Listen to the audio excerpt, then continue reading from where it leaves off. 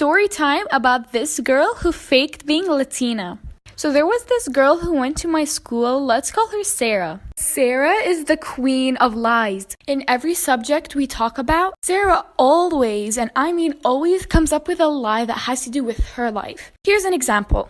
What if we're talking about Tom Holland? She'd just come in and say, "Oh yeah, Tom Holland is my dad's friend. I met him once." You know, these types of lies. Another one is when she told everyone she's Latina.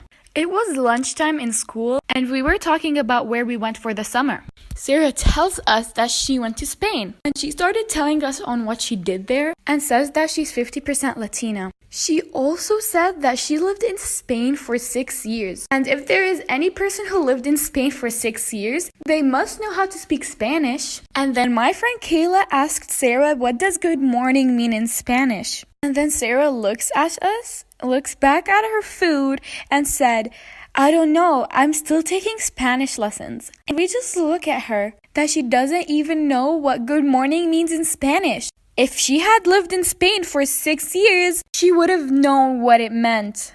I don't know how, but that incident has spread around the entire school.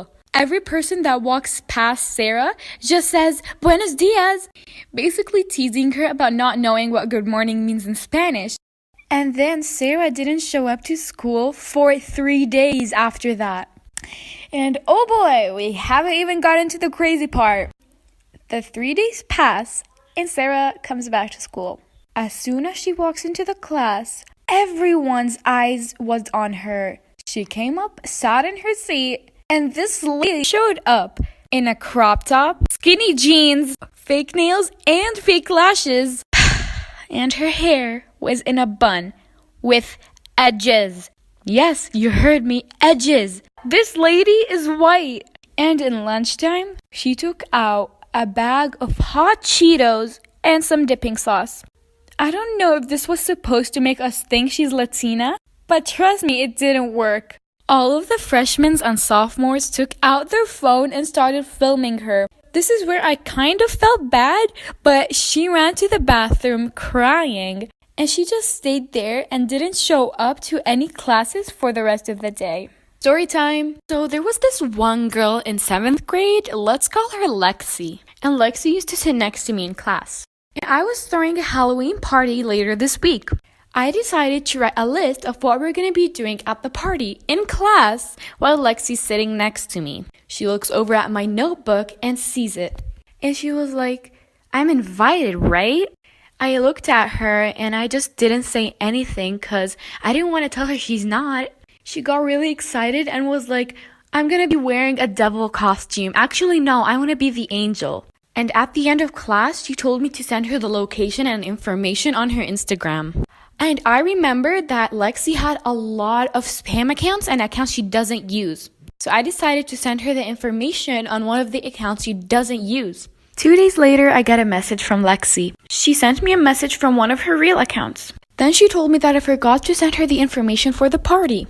I told her that I did send the location, but on her other account, and that I didn't know she stopped using it. Lexi didn't believe me, so I sent her a screenshot. Then I told her that since she didn't confirm, she can't come to the party because I had a limit of 20 people.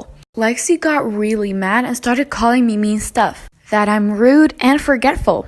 And then Lexi blocked me not just on Instagram, but on Snapchat and TikTok. Of course, I didn't care and just went on with my day. Fast forward to the next day, which was the day of my party. Things were going great. Me and my friends had an amazing time. But after an hour, I get a phone call from a random number. I didn't answer, number one, because the music was too loud and I was too busy with my friends. Maybe 10 to 15 minutes pass, and that number calls me again. I handed my phone to my friend and let her answer the phone. She told me that there was a person waiting for me in front of the house. I, of course, didn't want to go outside alone, so I let my friend Jason come out with me. As soon as we arrived to the front of the house, we see Lexi and her mother sitting next to her in her car.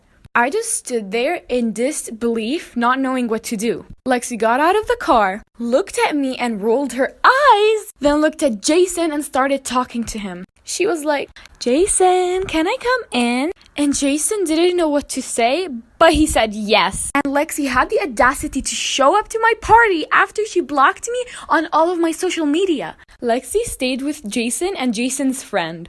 I couldn't enjoy my night anymore after that. The next day in school, I told my teacher the story and she moved my place.